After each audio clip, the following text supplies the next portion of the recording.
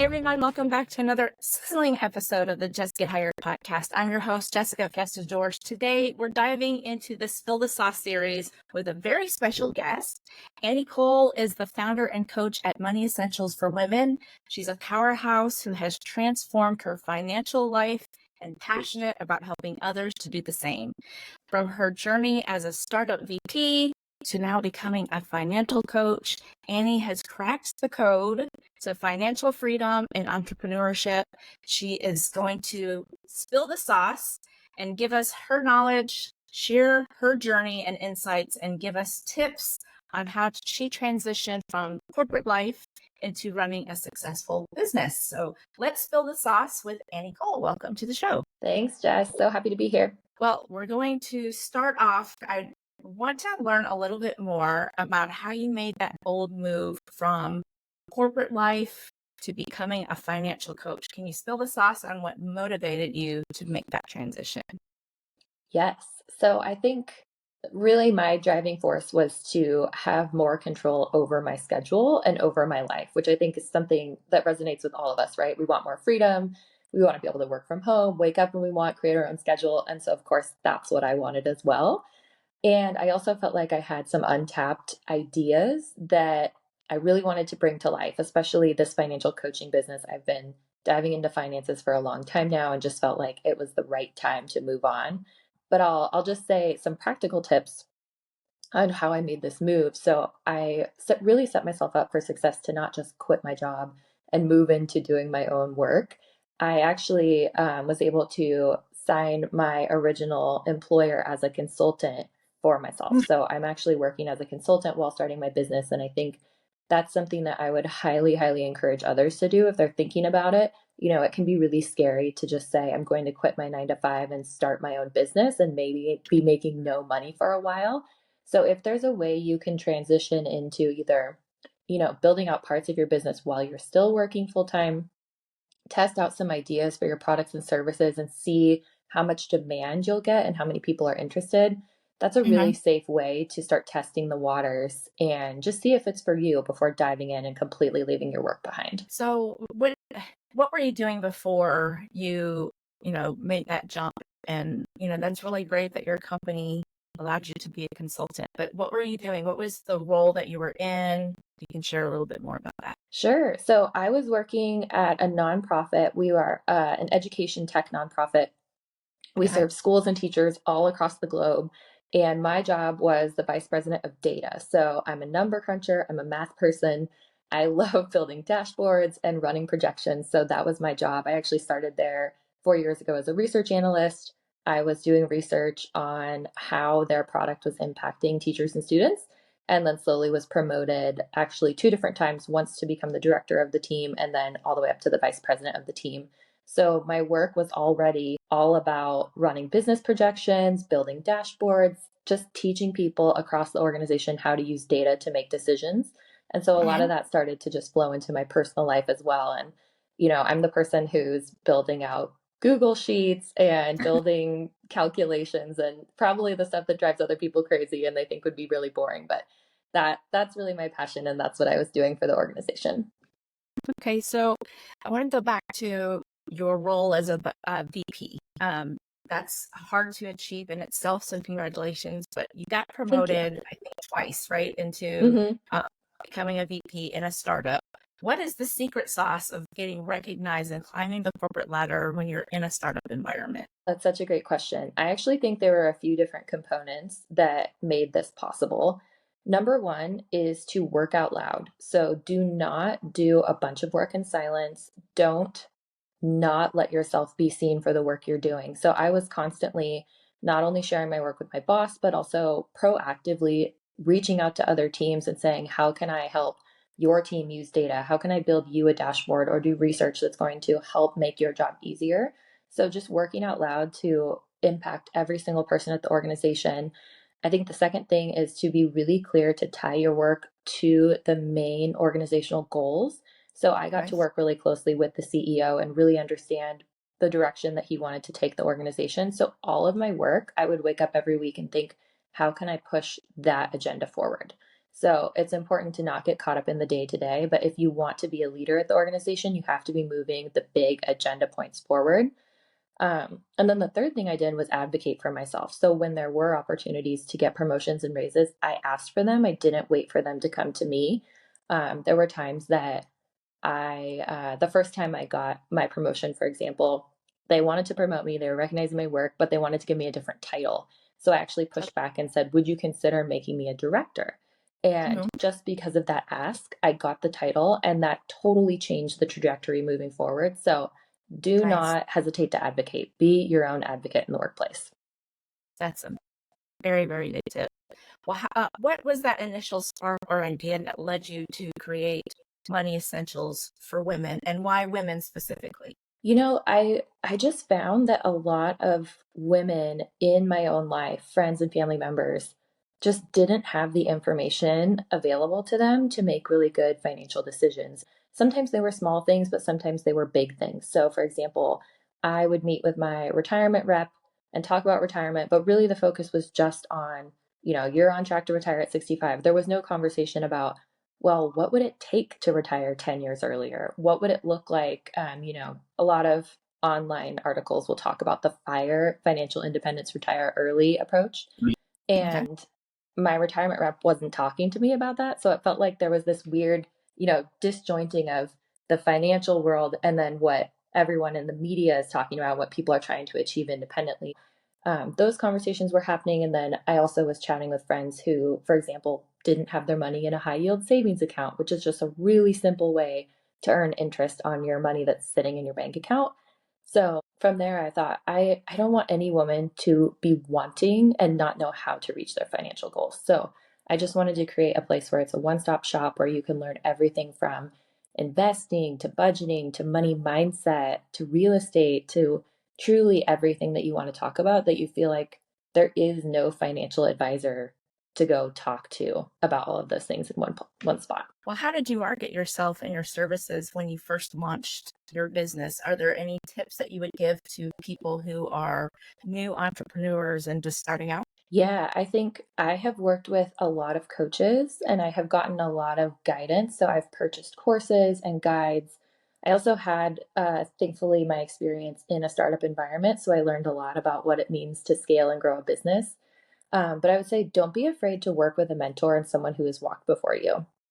That has been so, so critical because I could sit around all day and Google my way to learn how to make it work, but it takes a lot more time and it's hard to put the pieces together. Whereas having a coach will hold you accountable. They'll say, here's the tough love feedback on this piece of website content that doesn't make sense to me, or here's how to set up an email journey, and here's exactly how to bring out the emotions in your client, or your product is close, but your description isn't really enticing. So I would say work with a coach, and then from there, set up really simple strategies around the key things that are most important to business. So, number one, think about who your clients are. Be very, very clear on who that client is and what they want. And then, number two, create a product that is absolutely irresistible to solve that person's problems or to help them get to where they want to go. Those two are really critical. So, you could even start dreaming about that today. And then from there, you can get into a million other things from funnels and websites and all that jazz. So I'm a woman trying to come to you. I want to build on my wealth. What is the first thing you would take me through? What do you think is important whenever a person comes to you for financial advice, or they, want to inquire about your services?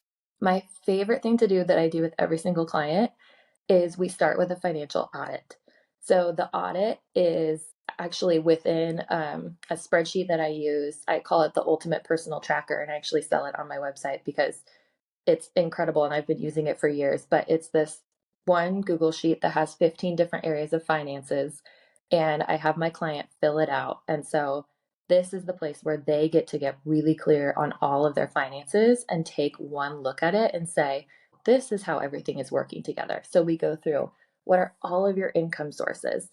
And even within the income, we say, what is your salary? But also, what is your hourly rate? Is your hourly rate at the market rate? Or is it Mm. under, or is it over? Do you have side hustles? How many hours are you putting towards those? And are they actually making you money? Or are they pretty low pay for the amount of hours they're putting into them? Then we go through debt, we go through retirement, we go through your monthly expenses. Sometimes people look at their budget and say, oh, I had no idea I was spending so much on this. I forgot I needed to cancel such and such subscription. So we just lay it all on the table. And then we just, in the first meeting, say, how do you feel about all of this? Right. What emotions are coming up? What do you want? And what are you realizing? Where's that gap between where you are now and where you want to go? And it's always so illuminating because one person will think, I can't sleep at night because of the debt. I just want to get rid of the debt. Or the other person will say, I didn't realize my hourly rate was actually so low. I think I need Uh-huh. to advocate for more pay. So just starting with that audit really gets us clear on where we're starting from. And then from there, you can go a million different directions. Know for a fact I spend way too much money on travel, food, shoes, and purses. Yes, I'm a food person. It's always food for me. Well, let's do a quick fire round. So answer these in maybe like one sentence. Okay. What is the best book you've read on finance? Rich Dad, Poor Dad. It's Oh, okay. popular, but it's definitely worth it. Okay. What is your favorite budgeting tool other than what you just mentioned? Ooh, I would, I have to stick with my own because it's the best, but I would say it's so simple. Just use Excel or a Google Sheet and put all of your monthly expenses, what they are, and the dollar amount. It does not have to be special. It's truly that simple. Okay. One word to describe your financial journey. Empowerment. I think education is so valuable, and the more you learn, the more empowered you feel, and it just opens up a world of possibilities. Okay. This one's crazy, but coffee or tea? Coffee all the way. I am drinking coffee all day long. I'm also on the West Coast, and the company that I've been working for is on the East Coast. I usually get up a little bit earlier, so I need the caffeine. Okay.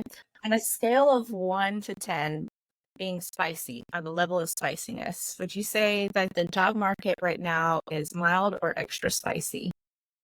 Ooh, I think it really depends on your area of focus. I've heard a lot Okay. of different things. Finance? Yeah. Ooh, I What think about it's getting spicy. I think people are fighting back big time. People want more freedom. They want more control over their job. They want to get paid more. It's getting spicy. okay? And then what is the one thing that you splurge on guilt free? Absolutely food. Okay. So my husband and I both cook a ton at home. So we will buy all the groceries to cook fun meals and then going out to dinner with friends. I think that's one of my favorite things to do. Okay. Well, what's next for Money Essentials for Women? What's next for Annie? What projects you might have and goals that you have on the horizon?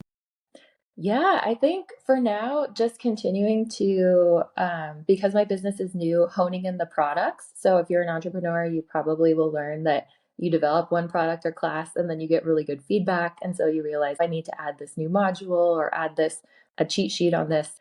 Working on making sure my products are just the best they can be for my clients. And then on top of that, I do have a book idea that I'm working on. So I won't spill the tea yet, but coming down the road, potentially a book in the next couple of months as well. Awesome. The book is also on my goal list, which I Ooh, thought yes. to do for 2024, but we're already towards the end of the year, and I guess I'll have to add that to 2025. But yeah, I You might look squeeze it forward in. to,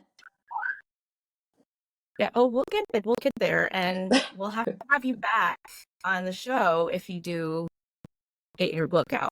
So Yeah. that's an invitation to come back and we'll promote your book. Yeah, sounds wonderful. All right. Well, any spicy nuggets of wisdom when it comes to careers in startup or in finance? Yep. I think the number one thing I would tell you if you're a woman, you probably underestimate your ability to make massive amounts of money. I did. There's a lot of research showing that women won't apply to a job until they meet 100% of the criteria. We don't ask for raises because we're nervous of being rejected. Just go for it. There are so many amazing opportunities, and you deserve the world. Don't hold back and don't limit yourself by your own beliefs. Just push yourself a little bit at a time, and you will be amazed at your growth. Well, where can people find you? We're going to drop the links in the show notes, but I want to make sure we get wherever you want anyone to find you, where is the best way? Yeah, so my website, it's money-essentials.com. That's the Money Essentials for Women website. And then on Instagram at Build Wealth with Annie. Lots of daily financial nuggets for you to just learn how to make more money and invest with confidence. Awesome. Well, that's a wrap on today's fiery episode, Annie. I appreciate you being a guest on the show. Again, you're welcome to come back whenever that book is done, and we'll promote that.